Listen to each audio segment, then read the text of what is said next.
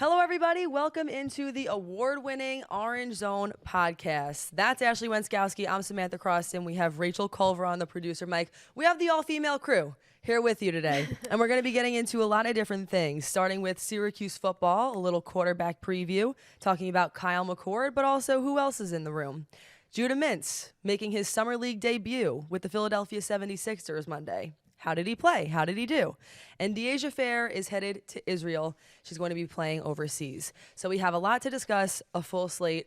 Ashley, how are we feeling? Somehow kind of not a big week, but as far as July goes, a decent amount of Syracuse sporting things to talk about for the second week of July, I will say. Like even in the sportscast this week, I was like, all right, we got some stuff. Judah Mintz playing the Summer League.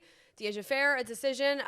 But of course, we know all anyone wants to talk about is Syracuse football, and we want to talk about it too. So, because you know that there are some weeks in the summer as a sportscaster, and if you're not, like, it's interesting for people to know this, where you're just like starving for content. Oh, there was that last week of June, right before 4th of July, there was a couple days where I was like, how many days can I talk about the Mets and Yankees in a row? So apologies if you watch CNY Central and I hit on the Syracuse Mets too many days, but sometimes I got nothing else to say. You gotta do what you gotta do. Rachel, how we feeling? I am feeling pretty good. I, as a news producer, am never struggling to find content. There's usually something going on, definitely in the summer, but definitely I've appreciated all you guys have done to help fill out my shows. So we're here to help you. The news never stops, y'all. So we want to obviously start by talking about Kyle McCord. He is the starting quarterback for Syracuse football. He has 1 year of eligibility.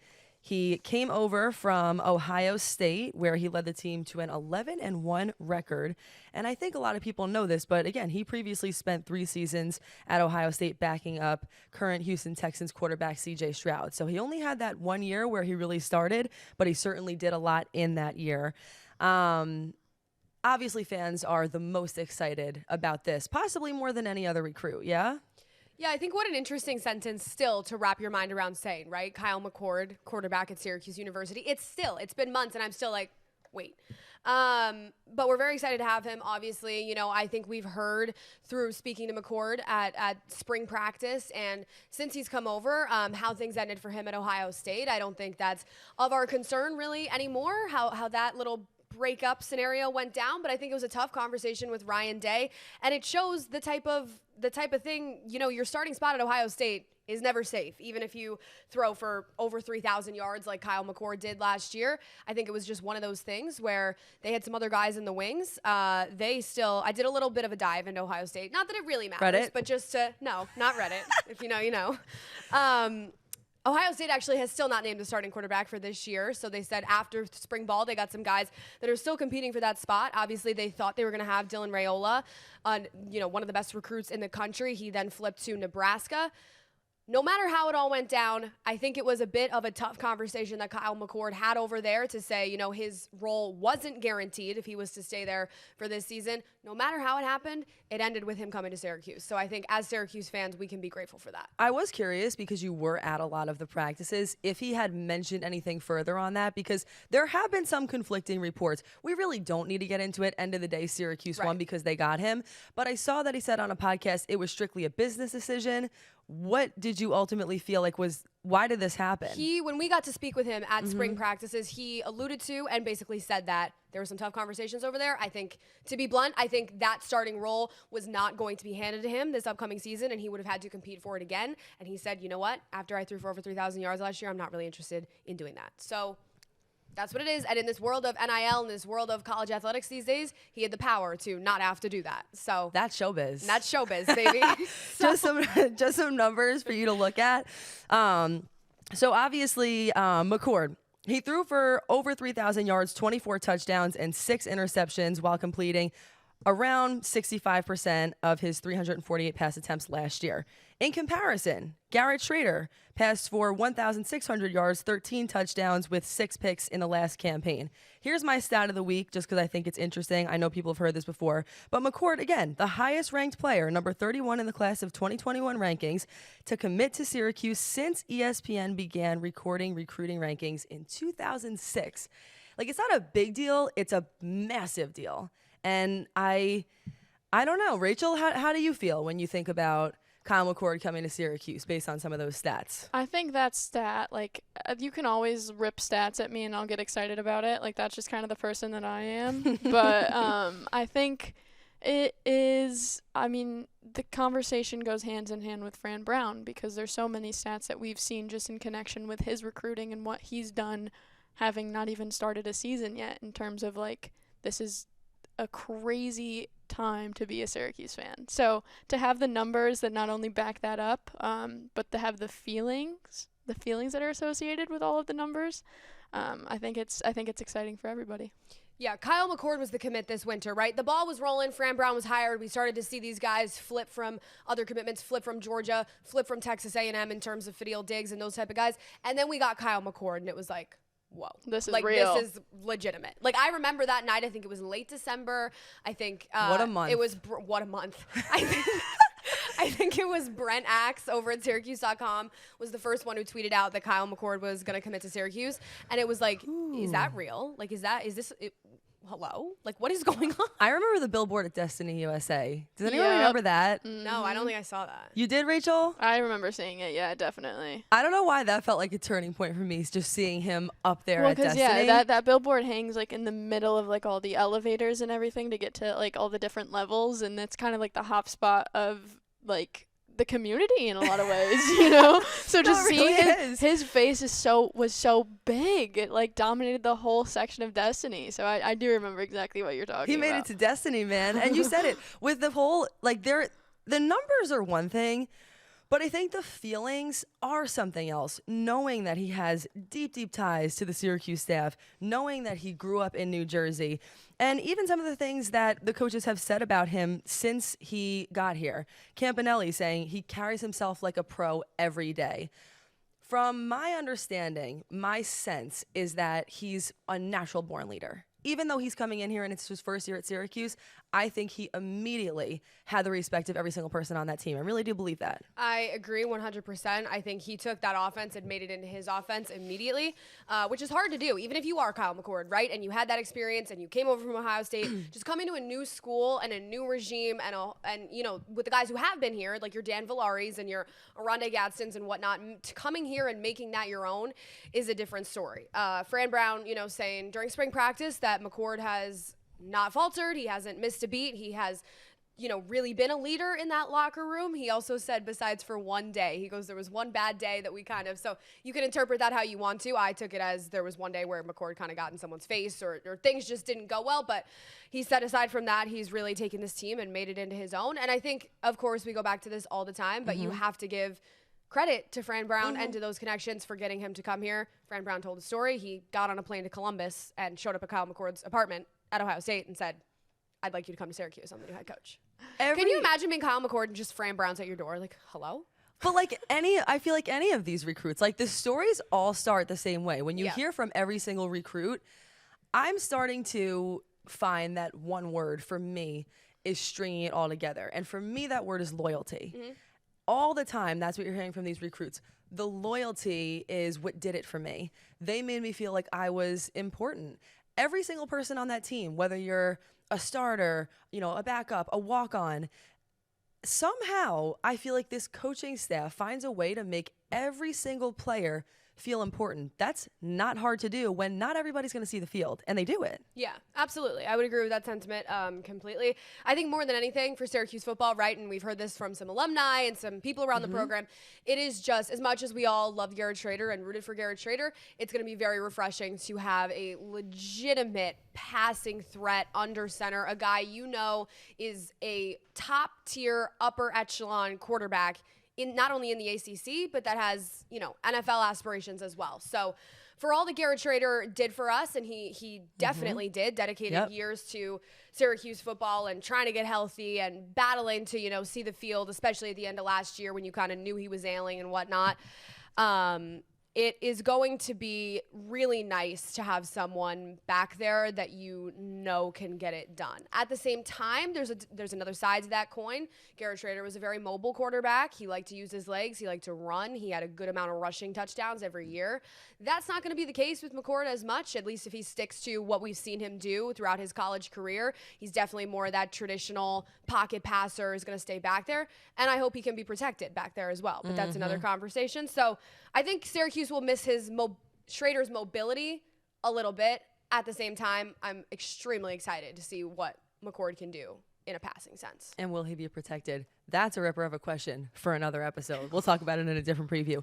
We're moving on. Carlos Del Rio Wilson, right now, the backup quarterback. Fran Brown saying in an article on Syracuse.com that he won the spring battle. However, even though, Brown said, I think he competed a little harder, not even competed harder, they both competed. But I feel like he was a little more consistent. He hit stuff better. That's why we had him in.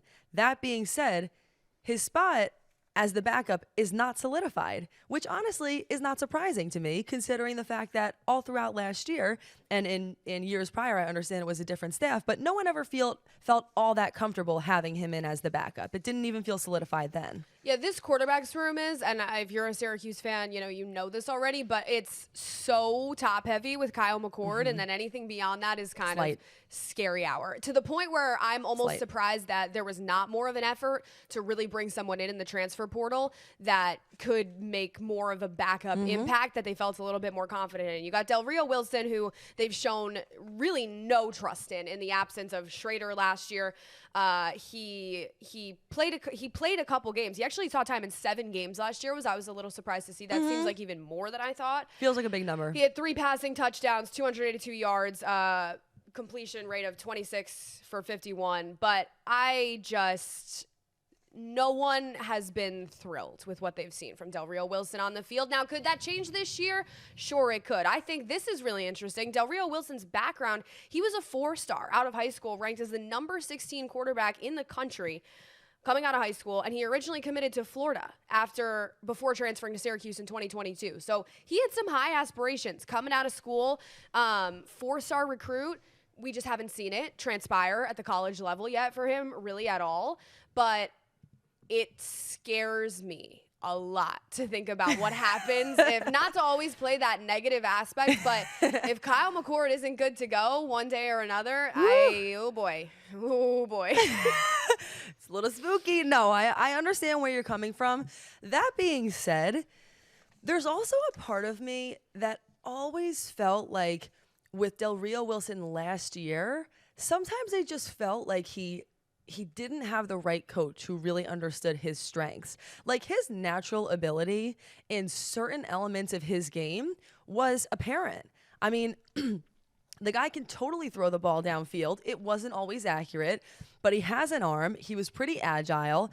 I thought that he had a lot of raw talent. I felt like he needed somebody to guide him better. And I'm not convinced that we've seen all there is to see as far as what he can actually do if he actually just had the right coaching staff around him. So I'm curious to see what he brings this year. That being said, Campanelli said on Del Rio Wilson and Braden Davis that they have work to do as far as learning how to play in the pocket instead of trying to escape once they feel the pressure. And I do felt like even last year you felt that a little bit. He seemed frantic at times is the word I would use. Yeah, I would agree with you. I don't think, while he has had his opportunities, maybe more than some backup quarterbacks in some other teams, I think that we haven't really seen him totally get to showcase it. At the same time, I just go back to last year, they didn't have a quarterback at the end of the season, and they still didn't really feel comfortable with him being the guy. So you're not wrong. We'll move on from that. Braden Davis, a really interesting case with Braden Davis. He actually was seen taking more reps at wide receiver this spring. So could be an interesting transition for him. Fran Brown said he'll continue to kind of play both throughout the summer into fall camp,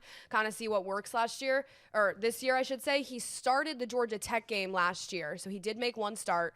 And then the Boca Raton Bowl was actually when we really got to see him thrown out there. He played a lot in that game. He went 6 for 13 threw for 84 yards. So Braden Davis, he's only, I believe, a sophomore as well, or a redshirt sophomore, something along those lines. So we'll see what happens there. We'll see if they transition him into more of a wide receiver role. With the way this quarterback room currently looks, I would really be surprised if they fully were like, all right, you're a receiver now, because it's so light to begin with.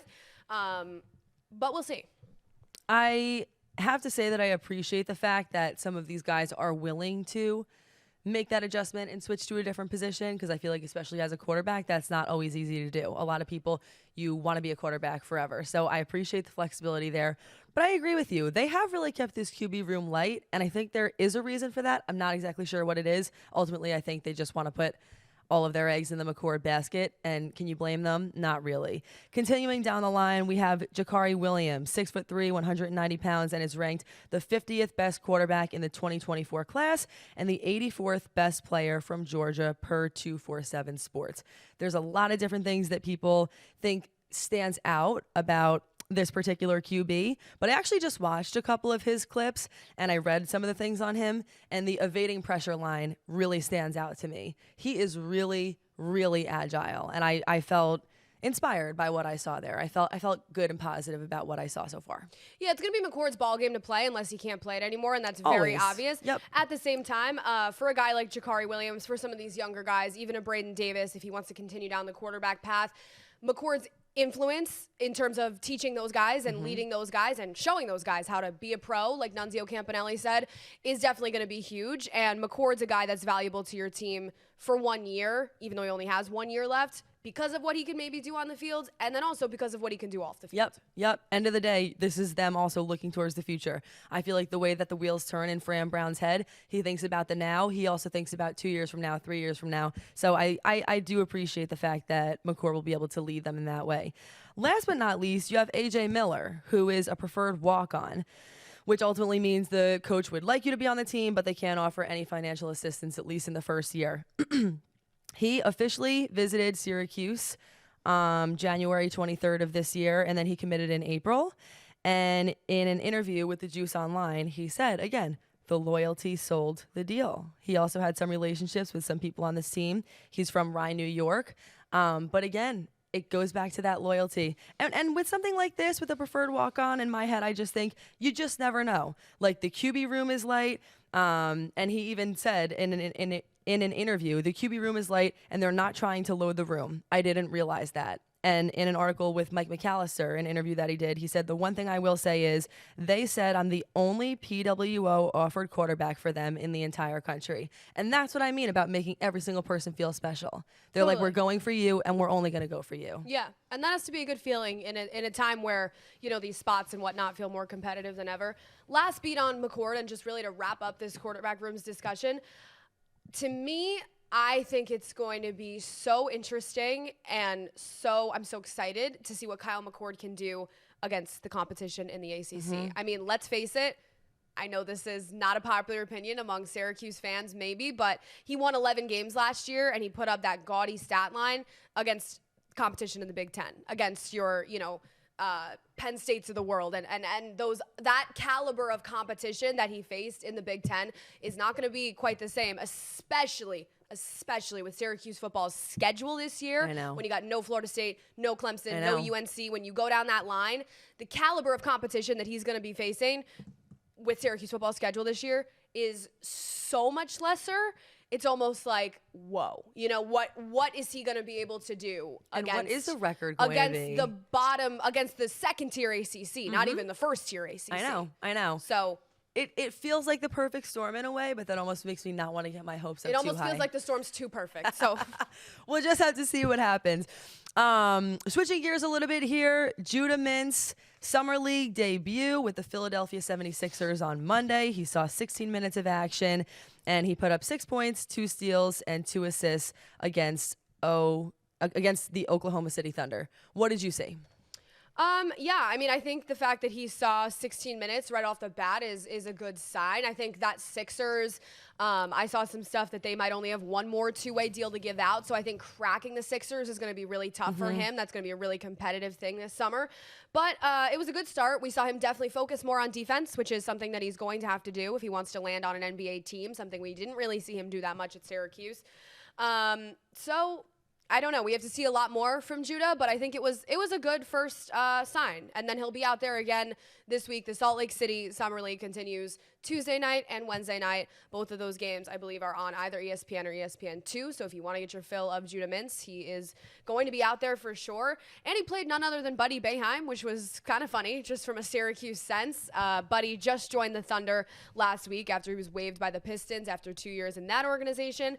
He also put up 6 points and 2 rebounds on Monday night. So Buddy's going to try to stick somewhere. Those two missed each other by a year at Syracuse. They actually never shared the court together, but which is nonetheless, weird because it feels like that would have been a cool combination. I know. I had to double check that last night, being like, was Judah a freshman when Buddy? And I was like, wait, no.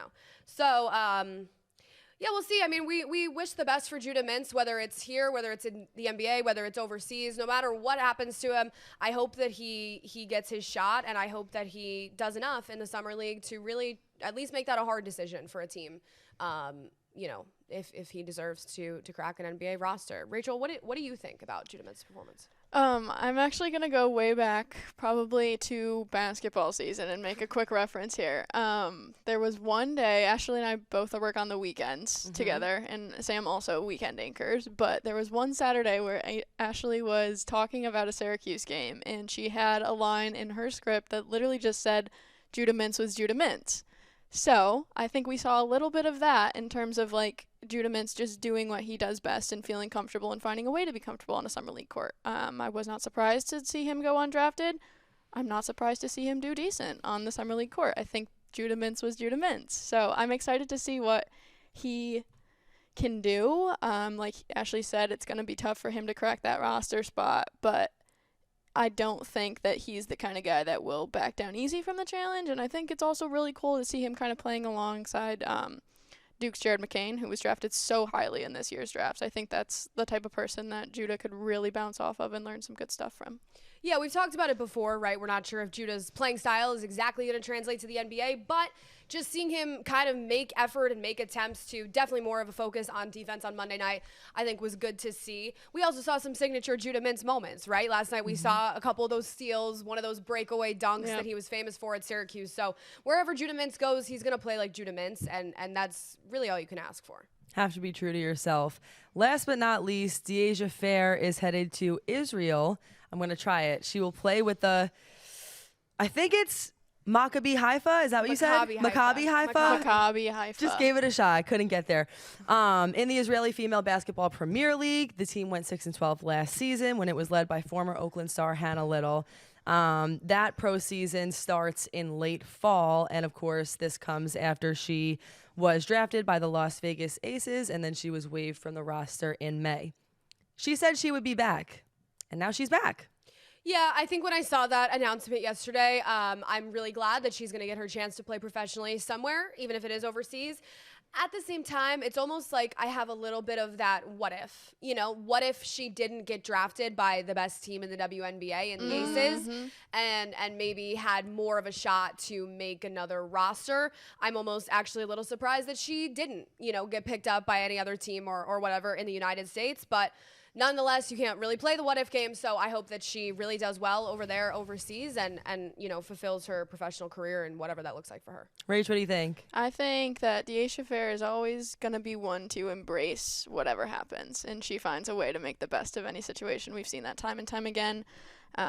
She's been looked down on in terms of her basketball career from the start with her height, everything like that. I think everything that she goes through only makes her a better player. So I think she'll be playing against great talent in Israel. You see so many people, even in the WNBA offseason, go overseas just to get a little bit more of that paycheck, because obviously the WNBA is not in comparison to the NBA in that sense. But there's some talent overseas, and I think if she really kind of, similar to Judah Mintz, kind of focuses more on her defense and things that need to improve in that sense, I think we could really, there's a shot that we could see her again in the WA conversation. And even Becky Hammond of the Aces, coach of the Aces, says she has a whole lot to learn and she's playing the hardest position on the floor. She is playing the hardest position on the floor, and there's a lot of people that are really good at it, but she's the type of person that wants to be the best.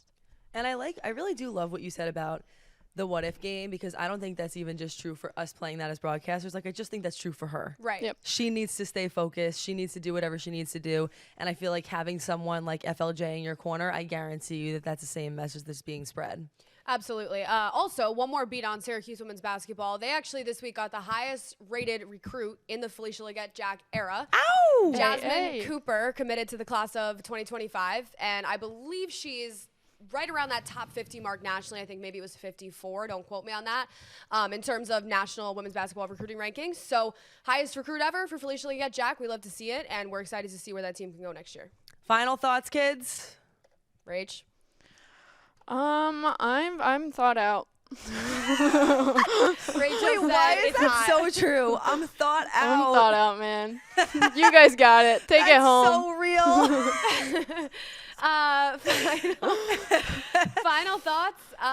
Going back to the football thing, we are getting closer and closer to football by the day. We are approaching fall camp in August very quickly. So I get more and more excited every day, and I'm excited to be around those guys again. I was actually looking back at like my own like videos and whatnot from spring practice and the SOTs that I put out and whatnot, and I was just like, man, that was really exciting in April, and I miss it a little bit. So I'm excited to get to talk to those guys and to get to be around that team again, because they are just such an inspirational, such a breath of light. It is kind of crazy because like you feel like when you're in the summer, you're like, is it ever gonna come again? Yeah. Like it feels like such a lull. But You're it's like, looming. It's looming. it's You can what feel are we it. doing? It's strange because you get so wrapped up into it. Like March and April again, I was like, all right, Syracuse football's back. I'm there twice a week. I got my camera. I'm so wrapped up into it again. I'm like talking to Fran Brown every day. And then it just stops after the spring game. And that's a little odd. No more June, no more July, May,